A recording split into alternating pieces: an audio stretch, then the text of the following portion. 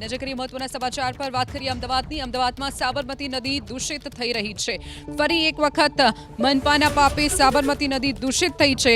પ્રદૂષણના પાપી સામે અમદાવાદ કોર્પોરેશન નતમસ્તક બન્યું છે।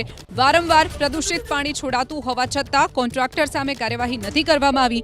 વોટર કમિટીના ચેરમેનને જાણ હોવા છતાં કોન્ટ્રાક્ટર સામે કોઈ પગલાં નથી ભરાયા। વોટર કમિટીના પૂર્વ ચેરમેનના સમયગાળામાં પણ કોન્ટ્રાક્ટરે ટ્રીટ કર્યા વગરનું પાણી છોડ્યું હોવાનો પણ ખુલાસો થયો છે।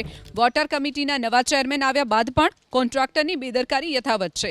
સાબરમતી નદીને દૂષિત કરનાર કોન્ટ્રાક્ટર સામે નોટિસ આપવાની પણ કાર્યવાહી નથી કરાઈ।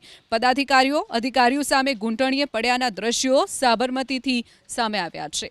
જે દ્રશ્યો આપ જોઈ રહ્યા છો અમદાવાદની સાબરમતી નદીના આ દ્રશ્યો છે। ફરી એક વખત નદી દૂષિત બની છે।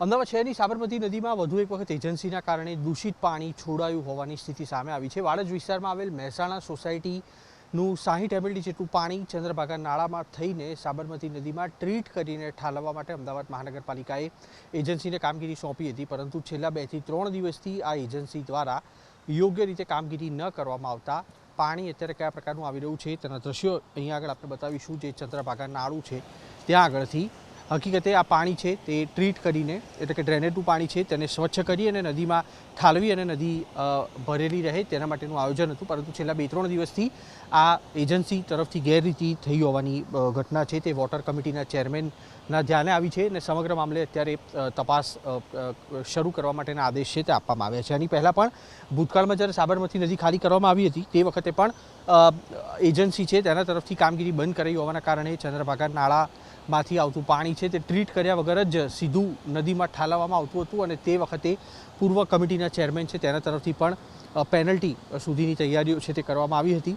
હાલના તબક્કે વોટર કમિટીના ચેરમેન તરફથી આદેશ આપવામાં આવ્યા બાદ મળતી માહિતી અનુસાર લગભગ 2 થી 3 દિવસથી આ પાણી છે તે દૂષિત આવતું હતું અને હાલમાં આ વોટર પ્લાન્ટ છે, ટ્રીટમેન્ટ પ્લાન્ટ તે પુનઃ કાર્યરત કરવામાં આવતા શક્યતાઓ છે કે આવતીકાલે સવારે અથવા બપોર સુધીમાં આ જે પાણી છે જે ટ્રીટ કર્યા વગરનું પાણી છોડવામાં આવી રહ્યું છે તે ટ્રીટ કરવાની કામગીરી છે તે શરૂ કરાશે અને તે બાદ ફરી એક વખત જે પાણી ટ્રીટ થયેલું પાણી છે તેને સાબરમતી નદીમાં છોડી અને નદીને ભરવાની કવાયત હાથ ધરાશે।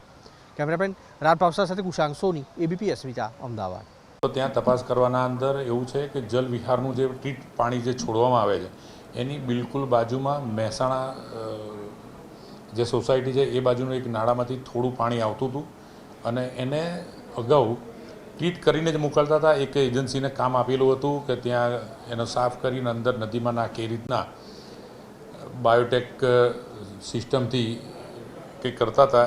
એ આ વરસાદના લીધેથી એ સમયગાળામાં એનાથી કામના અંદર સમયચૂક થઈ હતી એના લીધે હતું। એ 2 દિવસ માટે એવું આવ્યું હતું અને પાછી એ ટ્રીટમેન્ટ ચાલુ થઈ ગઈ, એટલે અત્યારે પાછું જે રૂટીન પ્રમાણે સ્વચ્છ થઈને પાણી નદીમાં આવતું ચાલુ થઈ ગયું।